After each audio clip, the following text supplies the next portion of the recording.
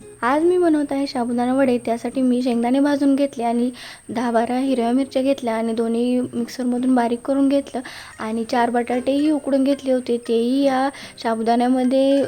खिसणीने खिसून घेतले आणि हिरवी मिरची आणि भाजलेले शेंगदाणे याची जी मिक्सरमधून बारीक करून घेतलेले आहे तेही याच्यामध्ये घालून घेतलं आणि चवीनुसार मीठ घालून हे छान असं मिक्स करून घेतलं आणि याच्यामध्ये थोडंसं आलंही किसून घातलं ना, चवीला वडे खूप छान लागतात आणि माझ्याकडे नाही आहे म्हणून मी घालत नाही आहे। आणि हे असे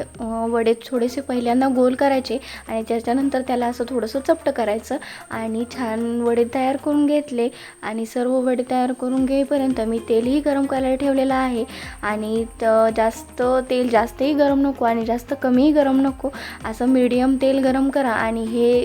3-4 वडे छान असे खरपूस तळून घ्या। आणि साबुदाणा वडे जर तुम्हाला आवडतात म्हणून बनवत असाल तर त्याच्यामध्ये तुम्ही कोथिंबीरही घालू शकता, थोडंसं जिरंही घालू शकता आणि उपवासासाठी बनवत असाल तर असे साधेच बनवा आणि चवीला खूप छान लागतात। चला तर भेटूया नेक्स्ट व्हिडिओमध्ये, बाय।